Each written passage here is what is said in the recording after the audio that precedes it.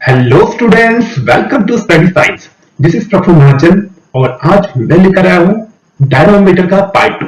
शायद आपने डायनोमीटर का पार्ट 1 जरूर देखा होगा और नहीं देखा होगा तो आप तुरंत प्रफुल्ल महाजन चैनल पर जाइए और इस वीडियो को पहले पार्ट को पहले देखिए, तभी आपको ये दूसरा पार्ट समझ आएगा, जिसमें कि हमने बात किया है डायनोमीटर के इंट्रोडक्शन की, उसके परिचय की, कि किस तरह से आपका डायनोमीटर काम करता है, इसके कितने प्रकार होते हैं और इन प्रकारों के बारे में हमने जो पोली ब्रेक डायनोमीटर होता है उसे भी हमने वीडियो के फर्स्ट पार्ट में डिस्कशन किया है।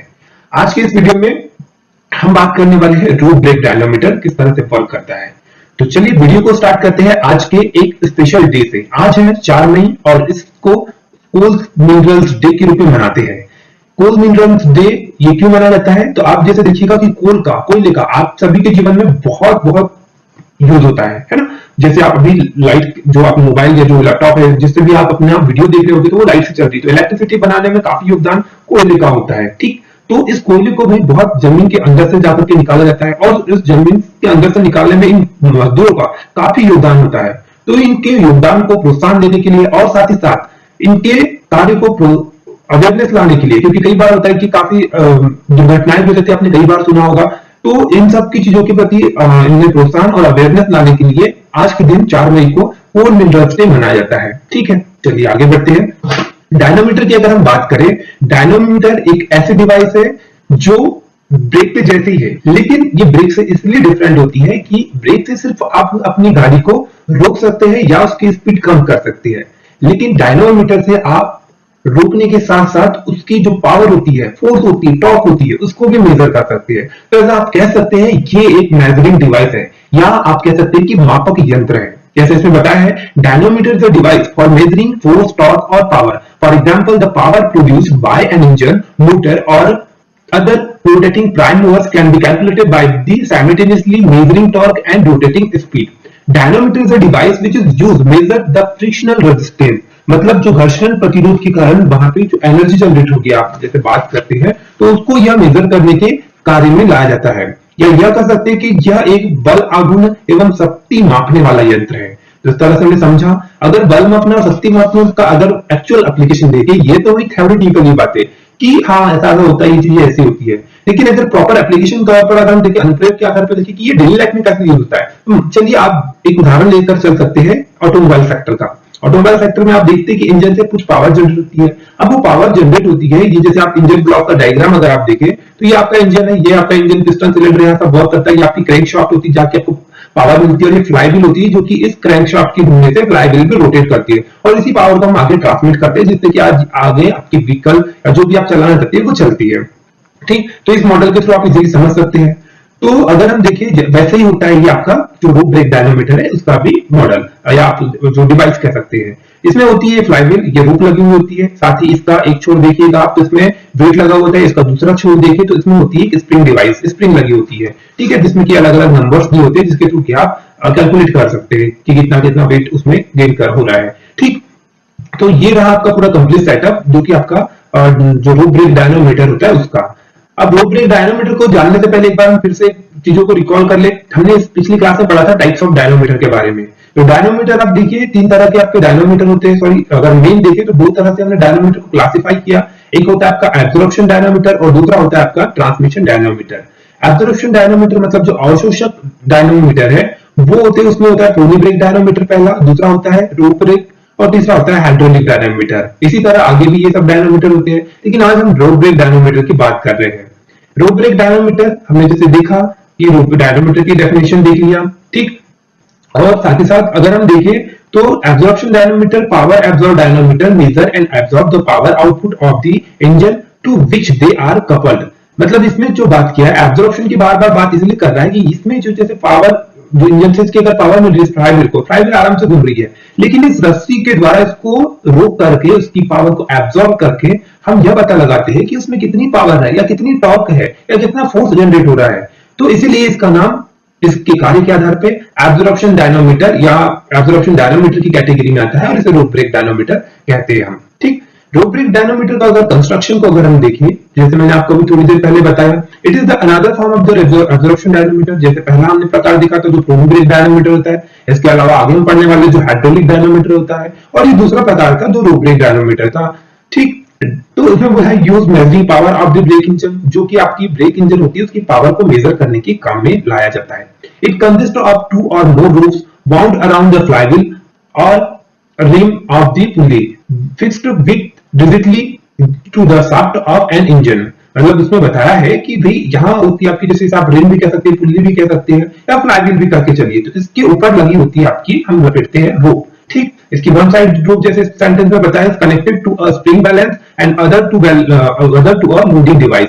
मतलब आप जैसे देख रहे हैं इसकी वन साइड इसकी जो कनेक्टेड है स्प्रिंग बैलेंस से, और उसका दूसरा छोर जो है रस्सी का वो है उसकी लोडिंग डिवाइस से। यहाँ हम अलग अलग जो आकार भार के लोड लगाते हैं। ठीक, the power is absorbed in frictional between the rope and the drum, therefore required pulling. अब भाई आप यहाँ इस सेंटेंस में बताने का प्रयास किया है कि जो आपका डायनामोमीटर होता है, अब ये घूम रहा है शाफ्ट से, आप यहाँ पर आप किसी स्थिर बॉडी ज्यादा जैसे कि आपकी रोप है इसके बारे इसको रोक रहे हैं, तो रोक रहे जब आपस में दो बॉडी टकराती है या कांटेक्ट में आती है तो वहां फ्रिक्शन जरूर होता है, और ये वैसे भी घूमने वाली वस्तु है, तो घूमती हुई और एक स्थिर वस्तु अगर आपस में कांटेक्ट में आती है तो वहां पे काफी हीट जनरेट होती है।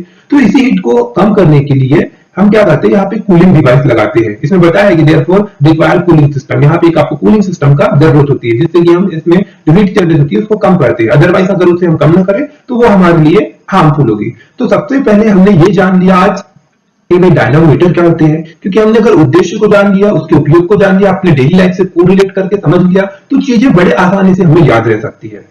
तो हमें किसी भी टॉपिक को पढ़ने से पहले हमारा उद्देश्य यही होना चाहिए कि इस टॉपिक को हम क्यों पढ़ रहे हैं, किस लिए हमारा इसका उपयोग है, तभी हम चीजों को अच्छी तरीके से समझ कर चल सकते हैं और एग्जाम में या फिर कहीं भी आपको बताना हो तो आप उसे आसानी से बता सकते हैं। ठीक, rope brake is cheap and easily constructed. भाई आप देखिए ये जो रोप ब्रेक है बड़ा ही सिंपल और सरल इसका जो होता है इसका निर्माण होता है। ठीक, इसका ऑपरेट करना भी काफी इजी होता है। अब ऑपरेट करना और इसका निर्माण सरल हमने इसलिए कहा कि जैसा कि आप देख रहे हैं इसमें एक फ्रेम लगा हुआ होता है, फ्लाईव्हील लगी होती है, शाफ्ट लगी होती है, बस रोप है और दूसरा एक साइड दो छोर लगे जिसमें हमने आपको बताया स्प्रिंग और दूसरा साइड आपका लोड। तो इस तरीके से ये पूरी बोर्ड ये जो आपकी डिवाइस है ये कंप्लीट तैयार हो जाती है, इसलिए इसे कसते भी कहा है और दूसरी इसको इसे चलाना भी आसान होता है, सिंपल भी होता है। ठीक, आगे अगर हम देखें रोप ब्रेक डायनामोमीटर का तो वही सारी चीजें इसमें हमने बताया है। ठीक है, तो हम देखें तो इसमें एक नोट पॉइंट बड़ा इंपॉर्टेंट है।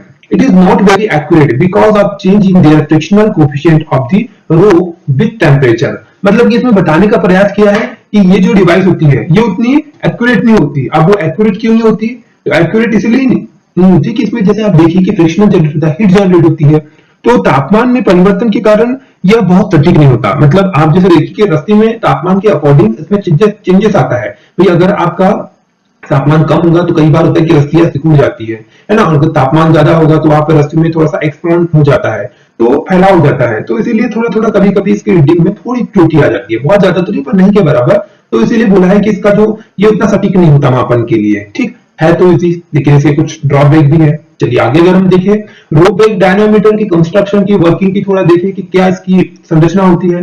The diameter of the rope is depend upon the power of the machine. मतलब ये जो आपकी अगर हम कहें ये आपका जो रूप होती है इसके आसपास जो लपेटी हुई रूप होती है इसकी जो डायामीटर होता है, आप इतनी मोटी आप इसके ऊपर रस्सी लपेटेंगे, जो आपकी फ्लाईव्हील दी है या रिम अगर बात करें तो ये डिपेंड करता है कि आपकी जो द्वारा जो मशीन है, आपकी जो इंजन है या मशीन जो भी है आपका, उसकी पावर कितनी है ना, उसकी पावर के ऊपर हम उसकी मोटाई रस्सी की मोटाई डिसाइड करते हैं।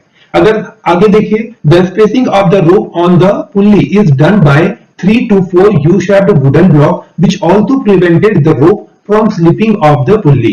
मतलब कि इसमें जैसे आप देख रहे हैं एक बराबर डिस्टेंस पे आपको वुडन ब्लॉक्स दिख रहे हैं, मतलब लकड़ी के ऐसे टुकड़े टाइप के या लट्ठे कह सकते हैं वो दिख रहे हैं आपको। अब इसका काम क्या होता है, तो ये जो रिंग होती है आपकी या पुल्ली होती है, जैसे आपने कुएं की घर में देखा होगा, इसमें छोटा सा स्लॉट लगा होता है, सेम वैसे ही आप ले सकते हैं। तो अब कई बार होता है कि आपकी रस्सी फिसल भी जाती है, तो वो रस्सी फिसले ना इसलिए हम बराबर डिस्टेंस पे ये आपके वुडन ब्लॉक जो यू शेप में बने हुए रहती है वो लगाते हैं ताकि वो उससे स्लिप होने से बचा सके। तो हमने इस तरह से देखा कि ये रस्सी का वर्क हो गया। ठीक, the upper end of the rope is attached to a spring balance whereas lower support, वही इसमें बात किया है कि जैसे आप देख रहे हैं कि अपर एंड है, इसे बोला है कि स्प्रिंग बैलेंस से हमने सपोर्ट किया है, और दूसरा इसका जो दूसरा सिरा है उसको हमने डीड वेट से कनेक्ट किया है, मतलब जो आपका वेट आप रख रहे हैं उसे भी आप कनेक्ट करते हैं। ठीक है, भाई अगर रोप ब्रेक डायनामोमीटर को और हम अच्छे तरीके से समझे तो ऐसे वाला है फर्स्ट पॉइंट पे तो वही चीजें डिस्कस किया है कि हमने इसको उसके पार्ट्स को इस तरह से कनेक्टेड करते हैं, स्लिप को रोकने के लिए हम इसमें प्रॉपर बराबर दूरी पे वुडन ब्लॉक्स लगाते हैं। अब आपको एक चीज और मैं क्लियर कर दूं कि ये जो डायग्राम दिख रहा है इसका, ये साइड व्यू है और ये अगर आप देखें तो उसका फ्रंट व्यू है। तो ये जो आपकी शाफ्ट है भाई, इंजन से जो पावर मिल रही है वो शाफ्ट पर आ रही है, और शाफ्ट के थ्रू जो लगी हुई शाफ्ट के ऊपर आपकी जो फ्लाईव्हील लगी है उसको मेजर करने के लिए हम जो उपयोग करते हैं वो रोप ब्रेक डायनोमीटर का या इस सिस्टम का या डिवाइस का कह सकते हैं यूज करते हैं। ठीक, ये तो हो गया आपका कंस्ट्रक्शन। चलिए ठीक है, ये रोप ब्रेक डायनोमीटर को हमने देख लिया, इसका नोट भी देख लिया कि ये उतनी एक्यूरेट नहीं होती फ्रिक्शनल चेंज के कारण, और जो आपका हीट बार बार चेंज होता रहता है। अब इसका कुछ मैथमेटिकली हम कैलकुलेशन देख लेते हैं। जैसा कि आपको डायग्राम में दिख रहा है डब्ल्यू होता है इसमें dead weight load in newton, ये एस होता है आपका spring balance reading in newton, ये जो आपका एस है, डी होता है आपका डायमीटर व्हील इन मीटर, मतलब ये जो आपका व्हील है इसका जो डायमीटर इसको हम डी से शो करते हैं, और स्मॉल डी है diameter of the rope in metre, इसके आसपास जो हम रोप लपेटते हैं, जो आपकी ये फ्लाईव्हील है आपकी रिम अगर आप लेके चले तो इसका कितना डायमीटर होना चाहिए वो आप दर्शाते हैं स्मॉल डी से, और N of the engine shaft in RPM, मतलब जो एन आपको दिख रहा है ये जो आपकी ये इंजन की शाफ्ट है ये कितने आरपीएम से रोटेट हो रही है उसको हम दर्शाती है कैपिटल एन से। या फिर और भी हमसे दूसरे शब्दों में बोले तो आप कभी कभी न्यूमेरिकल्स में अगर आप देखें तो उसकी रेडियस दिया रहता है, ये रेडियस ऑफ फ्लाईव्हील, और दूसरा होता है R1 से अगर हम प्रदर्शित करें और R2 से अगर प्रदर्शित करें यहाँ पे तो वो रेडियस ऑफ द रोप होता है। तो आप इसमें डायमीटर ले सकते हैं या रेडियस ले सकते हैं, अब फॉर्मूला आपके ऊपर अब इतनी समझ में है। ठीक, अगर रेडियस दिया है तो रेडियस से सॉल्व कर सकते हैं, अगर डायमीटर दिया है तो d/2 से हम इसे सॉल्व कर देंगे क्योंकि रेडियस ही निकालना पड़ेगा आपको। ठीक, ये फॉर्मूला है जिससे कि net load on the brake निकाल सकते हैं हम कि किस तरह से हमारा इसका नेट लोड निकलने वाला है। नेट लोड निकालने के लिए जो आपका वेट लगा हुआ रहता है और साथ ही में जो आपका स्प्रिंग बैलेंस है इसको अगर हम माइनस करते हैं तो इससे आपका नेट लोड निकल जाता है। ठीक, अगर आगे हम बात करें we know that distance moved in 1 revolution, ये रिवॉल्यूशन निकालने का फॉर्मूला है, ये आप पूरा फॉर्मूला देख सकते हैं, इसके थ्रू हम पूरा का जो कैलकुलेशन है वो कैलकुलेट कर सकते हैं। ठीक, ये अगर आप देख सक रहे हैं तो ये जो सारी चीजें आपको दी है, रोप है, रोप का डायमीटर है, ये स्प्रिंग बैलेंस है आपका, ये डीड वेट है, ये कूलिंग वाटर है। भाई आपने देखा जैसे यहाँ पे कि फ्रिक्शनल जो रेजिस्टेंस के कारण हीट जनरेट होती है उसको ओवरकम करने के लिए हम यहाँ कूलिंग वाटर सिस्टम का यूज करते हैं, और यूजुअली वाटर ही लेते हैं क्योंकि वो हमें सस्ता पड़ता है। वुडन ब्लॉक्स आपको दिख रहे हैं। तो इस तरीके से देखा कि हमने ये जो आपका लास्ट में जब फॉर्मूला आपका होता है W - S phi D + D × N / 16, इस फॉर्मूले की हेल्प से हम जो आपकी इंजन शाफ्ट की जो ब्रेक पावर है उसे इस प्रैक्टिकल को लिए या इस मेथड के थ्रू को लिए निकाल सकते हैं। तो ये रहा हमारा फॉर्मूला BHP टॉर्क, अलग अलग शब्दों में आप जो भी कह सकते हैं वो निकालने का ये फॉर्मूला हो गया। ठीक, अगर हम देखें तो सबसे पहले अगर एक क्वेश्चन का एग्जांपल लेते हैं हम कि हमारे पास में एक सवाल दिया है, the following data refer to the laboratory experiment with the rope brake. ये एक लेबोरेटरी एक्सपेरिमेंट है, वहां पे आपका रोप ब्रेक डायनामीटर को आपको कुछ डेटा दिया हुआ है और आपको इंजन की पावर कैलकुलेट करने बोला है। जैसे फ्लाईव्हील का डायमीटर अगर हम बात करें तो फ्लाईव्हील का डायमीटर ये दिया है आपको। ठीक, ये जो डायमीटर होता है। दूसरा आपको दिया है डायमीटर ऑफ द रोप, रोप का डायमीटर दिया है कि रोप कितना डायमीटर की है। ठीक है, ये जो रोप होती है आपकी। आगे अगर हम देखें तो dead weight on the brake, dead weight दिया है, ये दिया आपको 40 kg, जो नीचे W लोड लगा होता है। स्पीड ऑफ द इंजन जो N होता है कैपिटल N, उसका मान दिया आपको 150 आरपीएम, और साथ ही साथ S का मान दिया स्प्रिंग बैलेंस रीडिंग 100 न्यूटन। तो इन सब की हेल्प से आपको निकालना है क्या, जो स्प्रिंग में लगने वाला जो कितना पावर प्रोड्यूस हो रहा है, सॉरी आपका जो इंजन है इंजन शाफ्ट में, उसे हम इस फॉर्मूले की हेल्प से निकाल सकते हैं। देखिए बड़ा सिंपल होता है इसको निकालना। तो आपको जैसे कि अगर हम देखिए ये डायमीटर तो सारे दिया है, इसमें आपको एक और चीज निकालनी होती है जो होती है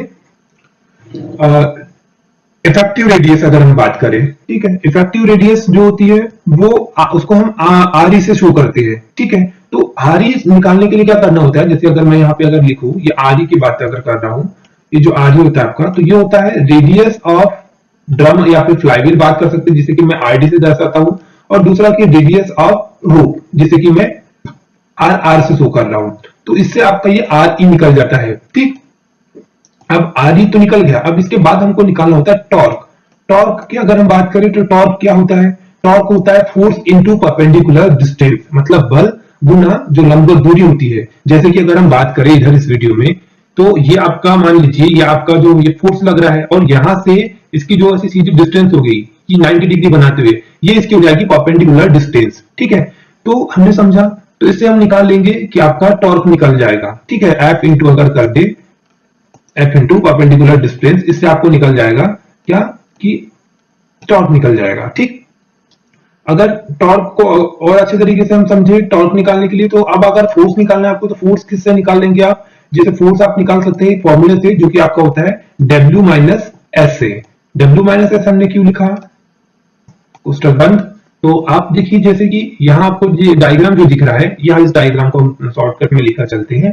तो ये W है आपका वेट और ये आपके स्प्रिंग बैलेंस। ठीक, तो इन दोनों के आपस में माइनस करेंगे तो ये हमारा निकल जाएगा, W निकल जाएगा इसकी हेल्प से। ठीक है, अब और इसे हमने निकाल दिया, गुना हमने कर दिया RE, मतलब जो आपकी इफेक्टिव रेडियस थी।